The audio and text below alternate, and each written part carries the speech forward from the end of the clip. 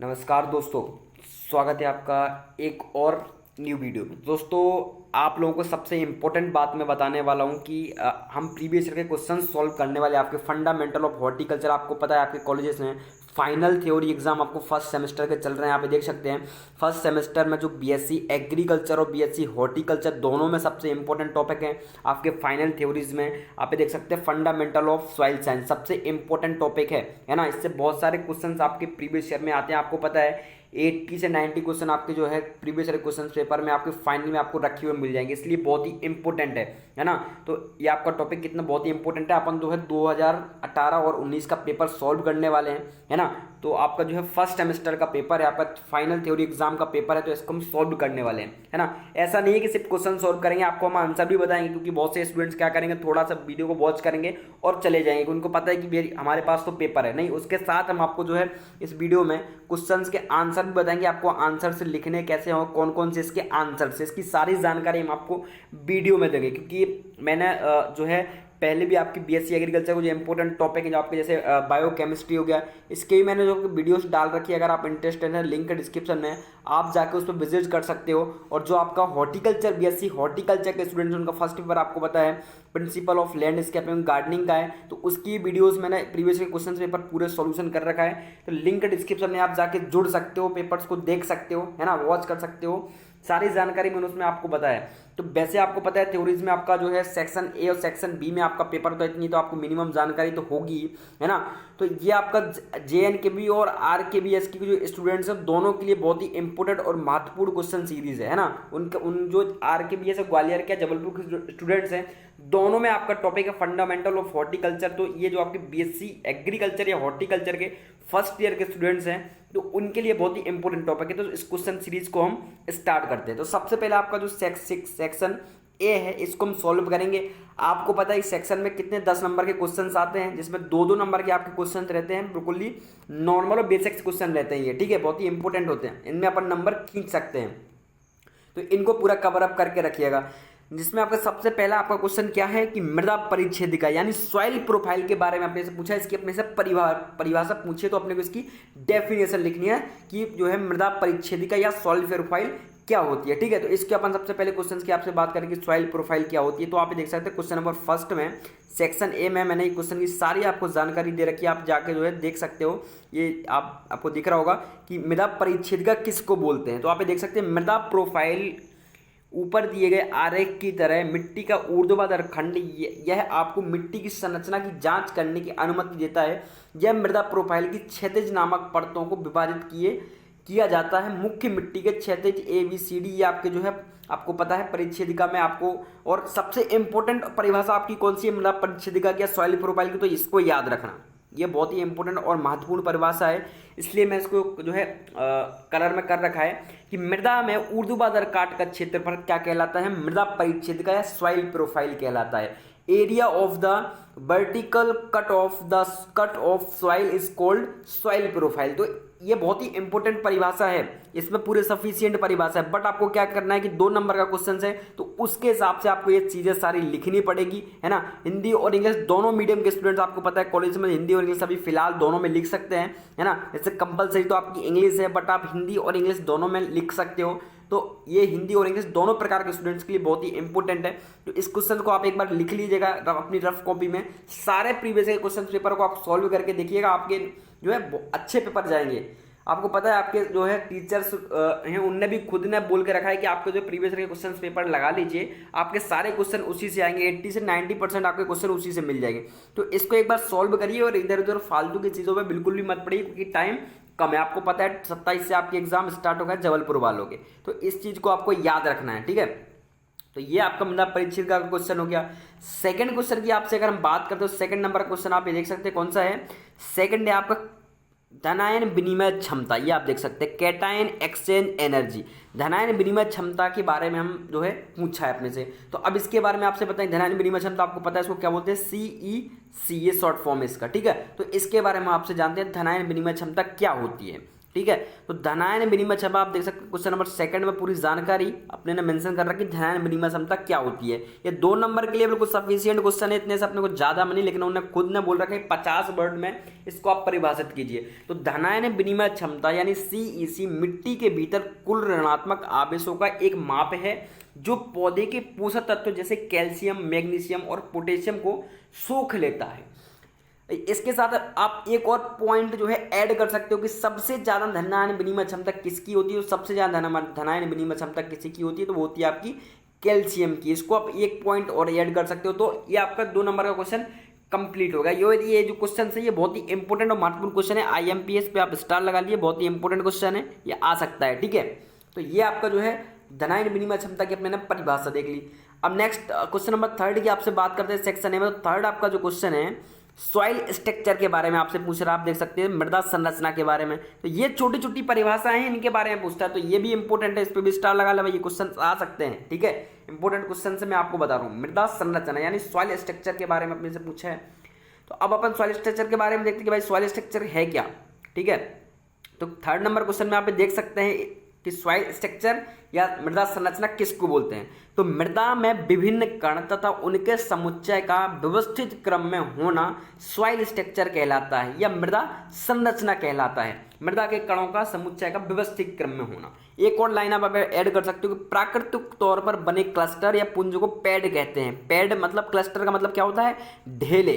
याद रखिएगा, खेत में जो प्राकृतिक रूप से ढेले बन जाते हैं उनको क्या बोलते हैं, पैड बोलते हैं। जबकि जो कृत्रिम रूप यानी आर्टिफिशियल तरीके से ढेले बनते हैं उनको क्या बोलते हैं, क्लस्टर, इनको क्लोड या उनको ढेला बोलते हैं। इसको याद रखिएगा, ठीक है। इसको भी आप ऐड कर सकते हो, है ना। तो ये हिंदी और इंग्लिश दोनों मीडियम के स्टूडेंट्स के लिए आप जो चीजें लिख सकते हो रफ कॉपी में, बहुत ही इंपॉर्टेंट क्वेश्चन है, ये भी सॉइल आ सकता है ये क्वेश्चन, ठीक है।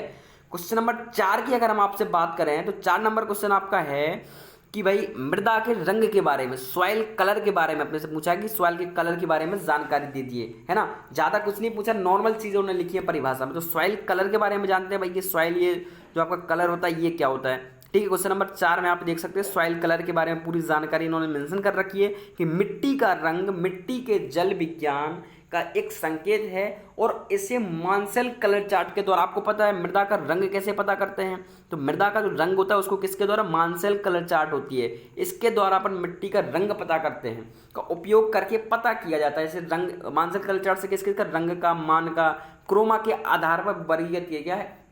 रंग मिट्टी का समग्र रंग है, जैसे लाल, पीला, ये सब मिट्टी के रंग है। तो इतनी आप जो परिभाषा लिख दोगे ना 2 नंबर में, तो आराम से आपको जो है प्रोफेसर नंबर दे देगा, ठीक है ना। क्योंकि इंपॉर्टेंट ये सब क्वेश्चंस अपने लिए इंपॉर्टेंट है, रिपीट हो सकते हैं, रिपीटेड क्वेश्चन ही आते हैं, क्योंकि आपको पता है सेशन बहुत तेजी से चल रहा है, आपका एग्जाम का जो सेशन है बहुत तेजी से चल रहा है। तो प्रोफेसर जो है नए क्वेश्चन नहीं बनाएंगे अधिकतर, इसलिए आप जो है एक चीज को समझिए, है ना, उस प्रकार से आप तैयारी कीजिए, चीज को समझिए, क्योंकि प्रोफेसर आपके नए क्वेश्चन नहीं बनाएंगे।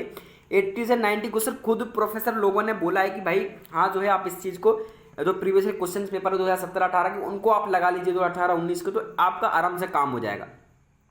क्वेश्चन नंबर 5 है आपका ए सेक्शन में मृदा पेडोलॉजी यानी सॉइल पेडोलॉजी के बारे में जानकारी। इंपॉर्टेंट क्वेश्चन है, IMP है भाई, मोस्ट इंपॉर्टेंट क्वेश्चन है, रिपीट हो सकता है, ठीक है। इस पे लिख लें इसको बिल्कुल, ठीक है। तो अपन जानते हैं किसके बारे में, मृदा पेडोलॉजी के, सॉइल पेडोलॉजी के बारे में। तो ये आप क्वेश्चन नंबर 5 जो है इसके बारे में हम जानते हैं कि भाई पेडोलॉजी है क्या, ठीक है।